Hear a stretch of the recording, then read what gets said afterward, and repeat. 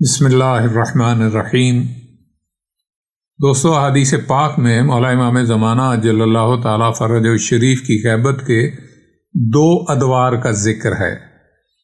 ایک غیبت صغریٰ جو 8 ربیع الاول 260 ہجری سے شروع ہوئی اور 10 شوال 329 ہجری تک جاری رہی۔ دوسری غیبت کبریٰ جو 10 شوال 329 ہجری سے شروع ہوئی اور ابھی تک جاری ہے۔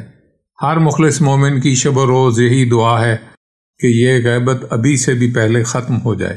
ان دو غیبتوں میں فرق اس بات کا ہے کہ غیبت صغریٰ میں مولا کریم اجل اللہ تعالیٰ فرج شریف نے یکے بعد دیگرے 4 شخصیات کو اپنا وکیل خاص مقرر فرمایا، جنہیں نوابین اربع کہا جاتا ہے، اور انہی کے ذریعے سے عوام الناس اپنے زمانے کے پاک امام اجل اللہ تعالیٰ فرج شریف سے رابطے میں رہتے تھے۔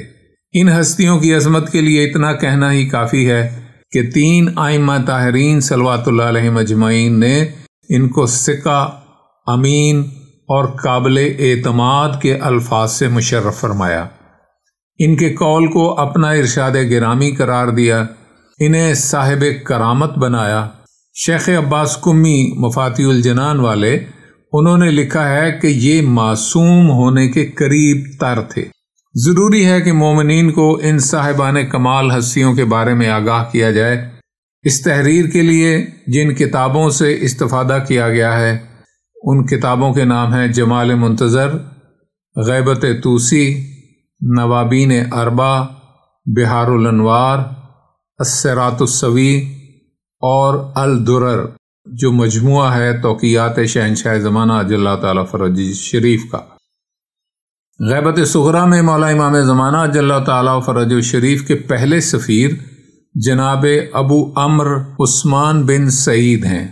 انہیں یہ شرف حاصل ہے کہ آپ مولا امام النقی صلوات اللہ علیہ وآلہ، مولا امام العسکری صلوات اللہ علیہ وآلہ اور مولا امام زمانہ اجل اللہ تعالیٰ فرج شریف کے وکیل خاص کے منصب پر فائز رہے۔ در حقیقت یہ قبیلہ بنی اسد سے تعلق رکھتے تھے، مگر انہیں ان کے جد جعفر العمری کے نام سے العمری کہا جاتا ہے۔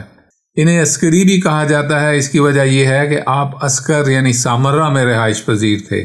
انہیں سمان یعنی روغن فروش بھی کہا جاتا ہے، اس کی وجہ یہ تھی کہ وہ گھی اور تیل کی تجارت کرتے تھے۔ اس تجارت کے 2 اضافی فائدے تھے۔ اول تو یہ کہ مومنین تیل خریدنے کے بہانے ان کی دکان پر آتے اور اپنے مسائل ان تک پہنچاتے، اور پھر مولا کریم اجل اللہ تعالیٰ فرج شریف کی طرف سے جو بھی جواب ان کو آتا وہ ایک گاہک کی حیثیت سے دکان پہ آتے اور اپنا جواب وصول کر لیتے۔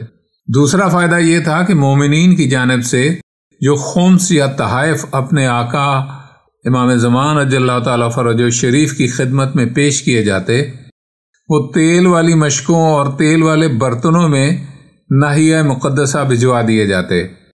اس طرح سے دشمنوں کی نظروں سے اوجھل رہتے تھے۔ جناب احمد بن اسحاق ائمہ طاہرین صلوات اللہ علیہم اجمعین کے بڑے معتمد صحابی تھے۔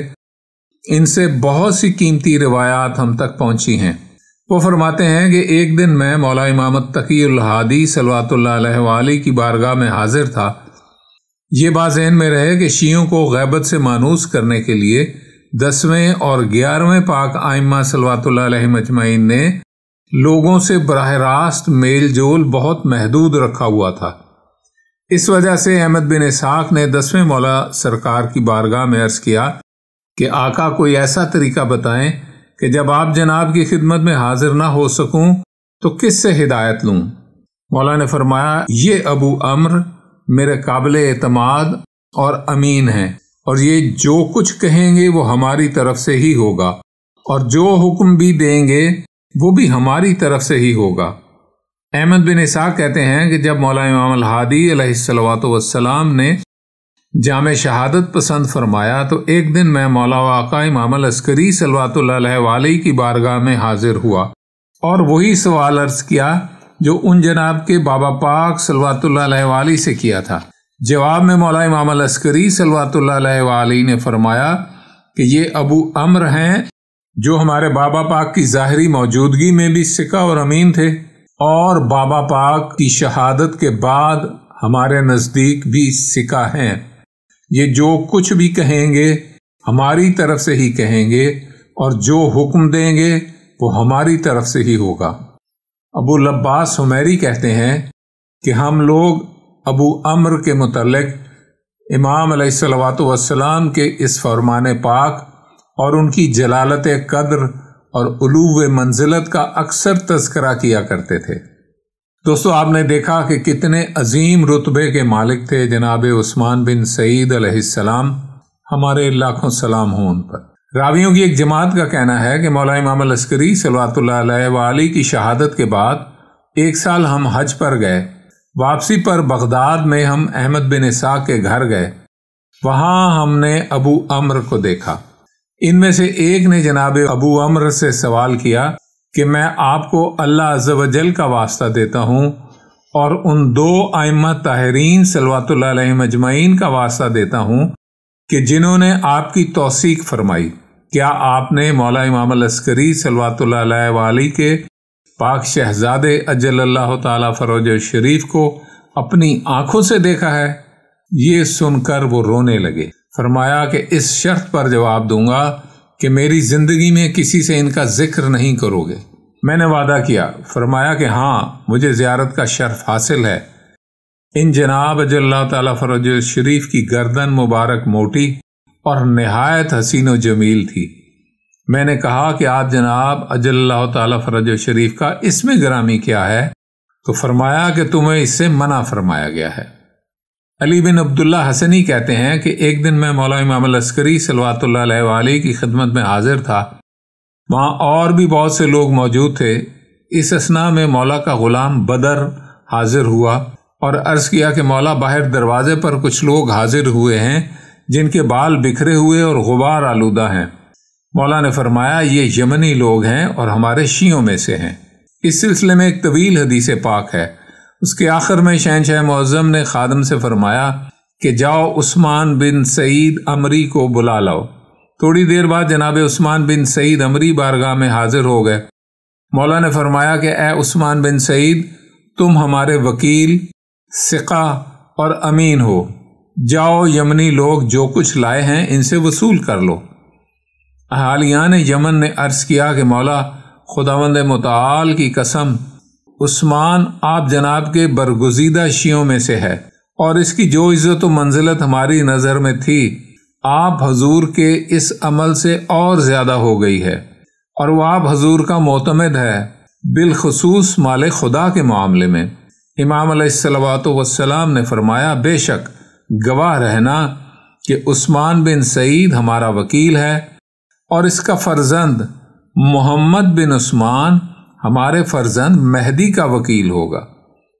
بہار میں تحریر ہے کہ مولا امام العسکری صلوات اللہ علیہ وآلہ کی شہادت کے بعد بظاہر عثمان بن سعید علیہ السلام مولا پاک کی تجہیز و تکفین میں مشغول ہوئے، اور حضرت صاحب الامر اجل اللہ تعالی فرج شریف نے انہیں اپنی وکالت کے جلیل منصب پر فائز فرمایا۔ شیعوں کے سوالات کے جوابات ان کی وساطت سے پہنچائے جاتے، خمس کے اموال ان کے حوالے کیے جاتے۔ حضرت صاحب العصر اجل اللہ تعالی فرج شریف کے وجود مقدس کی برکت سے جناب عثمان بن سعید علیہ السلام سے غیبت کے متعلق عجیب و غریب امور دیکھنے میں آتے۔ لوگ جو اموال ان کو پیش کرتے، وصول کرنے سے پہلے ان اموال کے حلال و حرام اور مقدار کے بارے میں لوگوں کو خبر دیا کرتے تھے، اور یہ کہ صاحب اموال کون کون ہیں۔ حجت اللہ عز و جل کی جانب سے لوگوں کو مطلع فرمایا کرتے تھے۔ یہی حال حضرت اجل اللہ تعالی فرج شریف کے باقی وکلاء کا بھی تھا کہ وہ آن جناب کی جانب سے دلائل و کرامت کے ساتھ اپنے فرائض ادا کرتے تھے۔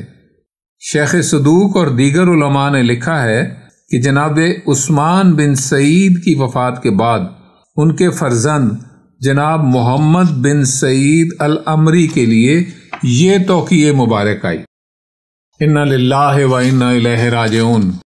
ہم نے اس امر کو تسلیم کر لیا ہے اور ہم اللہ عز و جل کی قضا پر راضی ہیں۔ تمہارے والد نے سعادت اور نیک بختی کے ساتھ زندگی گزاری اور وہ اس حالت میں فوت ہوئے کہ ہمارے پسندیدہ اور محبوب تھے۔ اللہ عز و جل ان پر رحمت فرمائے اور انہیں اولیاء و سادات و موالیان سے ملحق فرمائے، اس لیے کہ وہ ہمیشہ ائمہ دین صلوات اللہ علیہم اجمعین کے کاموں میں ان چیزوں میں مصروف رہتے تھے جو اللہ عز و جل اور ائمہ طاہرین صلوات اللہ علیہم اجمعین کی بارگاہ میں ان کے تقرب کا باعث ہوتی تھیں۔ خداوند متعال تمہارے چہرے کو شگفتہ کرے اور ان کی لغزشوں کو معاف فرمائے، اور تمہاری جزا اور تمہارے اجر کو زیادہ فرمائے، اور ان کی جدائی پر تمہیں صبر عطا فرمائے۔ اللہ عز و جل انہیں اپنی رحمت سے مسرور فرمائے اور ان کی آرام گاہ کو رحمت سے نوازے۔ تمہارے والد کی سعادت کے کمال میں سے ایک بات یہ ہے کہ انہیں تم جیسا فرزند عطا فرمایا گیا۔ تم ان کے مقام و منصب پر فائز ہو، ان کے خلیفہ و جانشین ہو۔ تمہیں چاہیے کہ ان کے لیے ایصال ثواب اور طلب مغفرت کرو، اور ہم اللہ عز و جل کی حمد کرتے ہیں کہ نیک طینت شیعوں کے دل تمہارے مقام و منزلت سے اور جو کچھ اللہ عز و جل نے تمہیں ودیت فرمایا ہے اس سے مسرور و شادمان ہیں۔ پروردگار تمہاری مدد فرمائے اور تمہیں طاقت عطا فرمائے، تمہیں مضبوط و مستحکم فرمائے اور توفیق خیر عطا فرمائے۔ یہ وہ توقیع مبارک تھی جو جناب محمد بن عثمان کے لیے مولا کی طرف سے جاری فرمائی گئی۔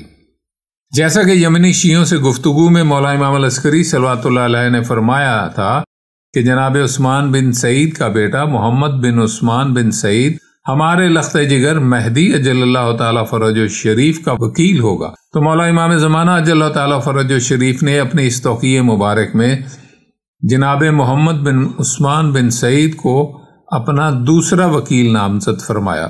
جناب محمد بن عثمان کی بیٹی ام کلثوم کی طرف سے روایت ملتی ہے کہ میرے والد گرامی نے فقہی موضوعات پر جو روایات مولا امام العسکری صلوات اللہ علیہ وآلہ، مولا امام زمان اجل اللہ تعالی فرج الشریف اور اپنے والد گرامی سے حاصل کی تھیں، ان تمام روایات کو کتابوں کی شکل میں اکٹھا کر کے تحریر کر رکھا تھا، اور جب ان کی رحلت کا وقت آیا تو انہوں نے وہ ساری کتابیں اپنے نائب جناب حسین بن رو علیہ السلام کے حوالے کر دی تھیں۔ شیخ صدوق نے اپنی سند کے ساتھ جناب محمد بن عثمان بن سعید علیہ السلام سے روایت کی ہے کہ خداوند متعال کی قسم، مولا امام زمانہ اجل اللہ تعالی فرج الشریف ہر سال حج کے لیے تشریف لاتے ہیں، مخلوق خدا کو دیکھتے ہیں، اور مخلوق بھی ان جناب کی زیارت کرتی ہے، مگر ان جناب اجل اللہ تعالی فرج الشریف کو پہچان نہیں پاتی۔ شیخ صدوق کی روایت کرتے ہیں کہ کسی نے جناب محمد بن عثمان سے پوچھا کہ آپ نے مولا صاحب العصر والزمان کی زیارت کی ہے؟ تو انہوں نے فرمایا کہ آخری مرتبہ خانہ خدا میں دیکھا ہے، اس حالت میں کہ آپ جناب فرما رہے تھے اللہم انجز لی ما وعدتنی، اور پھر مستجار میں دیکھا اور فرما رہے تھے اللہم انتقم بی اعدائی۔ احمد بن متیل کہتے ہیں کہ ایک دن مجھے جناب ابو جعفر محمد بن عثمان نے 2 کپڑے اور کچھ رقم بھجوائی اور فرمایا کہ فوراً واسط چلے جاؤ، شہر میں داخل ہوتے ہی جو پہلا شخص تمہیں ملے تو یہ سب اسے دے دینا۔ احمد کہتے ہیں کہ جب میں واسط پہنچا تو جو شخص مجھے سب سے پہلے ملا وہ محمد بن قطاع تھا، جو عبداللہ حائری کی تجہیز و تکفین کے لیے سامان لینے گھر سے نکلے تھے۔ میں نے وہ سامان انہیں دیا اور عبداللہ حائری کے جنازے میں بھی شریک ہوا۔ دوستو، یہاں سے امام کی وہ کرم نوازیوں کی ایک جھلک ملتی ہے کہ عبداللہ حائری کی تجہیز و تکفین کا سامان، کپڑے اور پیسے یہ خود مولا امام زمانہ علیہ الصلوۃ والسلام نے بھجوائے۔ تو یہ محبت کا ایک پہلو ہے جو مولا اپنے مخلصین کے ساتھ رکھتے ہیں۔ مولا امام زمانہ اجل اللہ تعالی فرج الشریف کے سفیروں میں تیسرے سفیر اور وکیل جناب حسین بن روح نوبختی ہیں۔ یہ دوسرے سفیر جناب محمد بن عثمان کے خاص معتمدین میں شامل تھے اور کچھ اہم امور پر مامور تھے۔ یعنی جناب محمد بن عثمان نے جو ٹیم بنائی ہوئی تھی کام کرنے والی، اس ٹیم کے یہ ایک اہم رکن تھے۔ بہار اور غیبت طوسی میں لکھا ہے کہ جب جناب محمد بن عثمان کا وقت نزاع تھا تو جعفر ابن محمد ان کے سر کی طرف بیٹھے تھے اور جناب حسین بن رو علیہ السلام ان کے قدموں کی جانب۔ اس حالت میں جناب محمد بن عثمان نے جعفر بن محمد کی طرف رخ فرمایا اور کہا کہ امر وصیت حسین ابن روح کی طرف منتقل ہوتا ہے۔ اس وقت جعفر بن محمد اپنی جگہ سے اٹھے اور قدموں کی جانب بیٹھ گئے اور جناب حسین بن روح کو سر کی جانب بٹھا دیا۔ یہ جعفر ابن محمد ایک فقیہ تھا اور لوگ اس کو بہت بلند درجے میں دیکھتے تھے۔ لوگوں کا کہنا تھا کہ اب تیسری نیابت کے لیے تمہارا انتخاب ہوگا، لیکن جب تیسری نیابت میں جناب حسین بن روح کو منتخب کیا گیا تو لوگوں نے جعفر بن محمد سے کہا کہ یہ تمہارا حق چھین لیا گیا۔ جعفر نے جواب میں کہا، خبردار ایسا مت کہنا، حسین بن روح میں کچھ خواص ایسے ہیں کہ میں اس کے قدموں کی خاک کے برابر نہیں ہوں۔ اس میں 3 باتیں انہوں نے بتائی، ان میں سے ایک بات یہ تھی کہ اگر شہنشاہ زمانہ حسین بن روح کی چادر کے اندر چھپے ہوں اور دشمن حسین بن روح کے جسم کے ٹکڑے کر رہا ہو تو وہ اپنے جسم کے ٹکڑے ٹکڑے کروا دے گا، لیکن یہ نہیں بتائے گا کہ شہنشاہ زمانہ میری چادر میں چھپے ہوئے ہیں۔ وہ اتنا امین اور رازدار ہے۔ تو جناب حسین بن روح تیسرے نائب بنے۔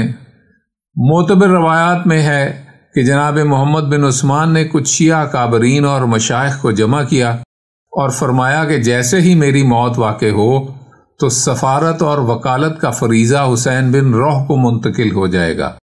یہ اس لیے کہ میں انہیں اپنے بعد اس منصب پر مامور کرنے کا پابند ہوں، پس ان سے رجوع کیا جائے اور اپنے کاموں کے سلسلے میں آپ لوگ ان پر اعتماد کریں۔ جعفر بن محمد مدائنی کہتے ہیں کہ میں مولا امام زمانہ عجل اللہ تعالیٰ فرجہ الشریف کی بارگاہ اقدس میں اموال اور تحائف جناب ابو جعفر بن محمد بن عثمان کی خدمت میں پیش کیا کرتا تھا۔ ایک مرتبہ میں نے جب اپنے اموال جناب ابو جعفر کی خدمت میں پیش کیے تو مجھے حکم فرمایا کہ جاؤ انہیں حسین بن روح کو دے دو۔ میں بضد ہوا کہ میرے اموال وہ خود ہی وصول فرمایا کہ جو تمہیں کہا گیا ہے اس پر عمل کرو۔ میں باہر گیا مگر دل میں شک رہا، پھر واپس اندر آیا اور کہا کہ وہ خود ان اموال کو وصول فرمائیں۔ مجھ پر انتہائی غضبناک ہوئے اور فرمایا کہ ہم نے حسین بن روح کو اپنا جانشین مقرر کیا ہے اور اپنے منصب پر قائم کیا ہے۔ میں نے سوال کیا کہ کیا یہ مولا کریم اجل اللہ تعالیٰ فرجہ الشریف کے حکم سے ہے؟ فرمایا میں تجھے جو کہتا ہوں وہ ٹھیک ہے، اللہ تجھے سلامت رکھے اور جا۔ جعفر مدائنی کہتا ہے کہ میں جناب حسین بن روح کی خدمت میں گیا اور انہیں سارا واقعہ سنایا۔ وہ فوراً سجدے میں گر گئے اور پھر اس کے بعد انہوں نے مجھ سے مال وصول فرمایا۔ دوستو، جناب محمد بن عثمان کی رحلت 28 یا 29 جمادی الاول سن 305 ہجری میں ہوئی، تو اس طرح ان کا عہد وکالت تقریباً 43 سال بنتا ہے۔ اس طرح سے یہ ہم کہہ سکتے ہیں کہ چاروں نوابین میں سے سب سے لمبا عرصہ سفارت و وکالت کا فریضہ جناب محمد بن عثمان دوسرے وکیل خاص کے حصے میں آیا۔ جناب حسین بن روح کے لیے شہنشاہ زمانہ کی پاک بارگاہ سے یہ توقیع برآمد ہوئی۔ مولا فرماتے ہیں کہ ہم اسے یعنی حسین بن روح کو جانتے ہیں، اللہ عز و جل اسے ہماری معرفت عطا فرمائے، اس کو عالم بنا دے، اپنی توفیق سے اس کی مدد فرمائے۔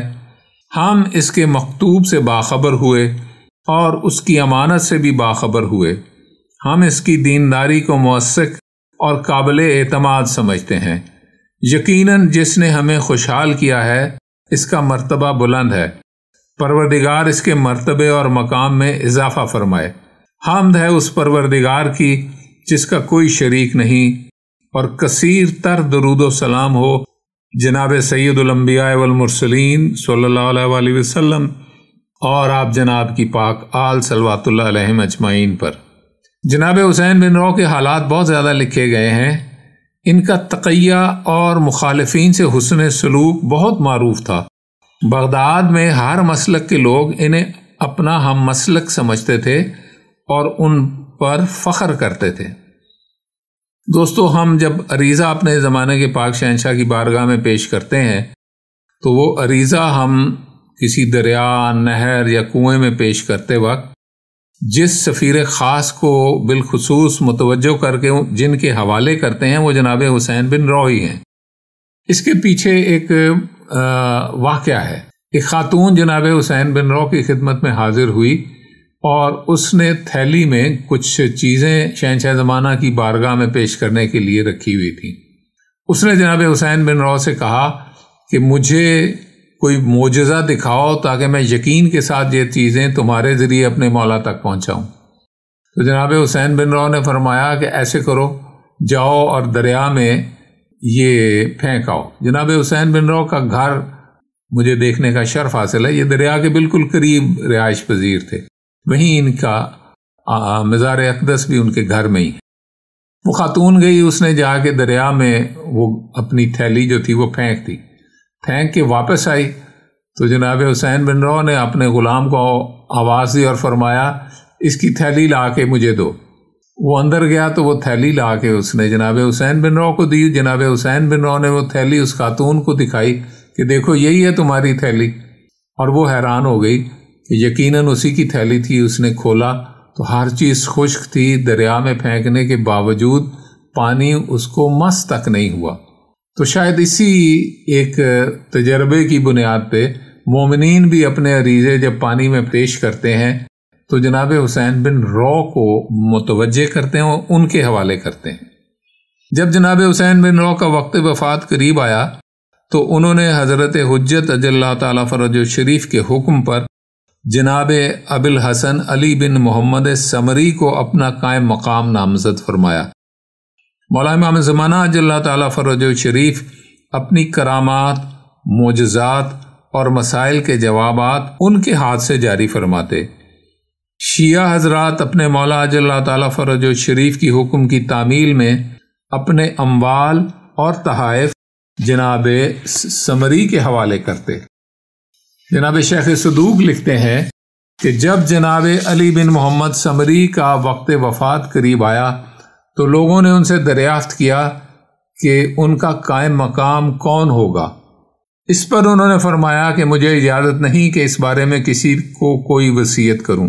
اس موقع پر مولا کریم اجل اللہ تعالیٰ فرجہ شریف کی جانب سے یہ توقیع مبارک صادر ہوئی۔ امام اجل اللہ تعالیٰ فرجہ شریف نے لکھا کہ اے علی بن محمد سمری، اللہ عز و جل تیرے بھائیوں کو تیری مصیبت پر اجر عظیم عطا فرمائے، کیونکہ تم 6 دنوں میں وفات پاؤ گے۔ پس تیار ہو جاؤ اور کسی کو وصیت نہ کرنا کہ وہ تیرا قائم مقام ہوگا، کیونکہ غیبت تامہ کبریٰ واقعہ ہو گئی ہے۔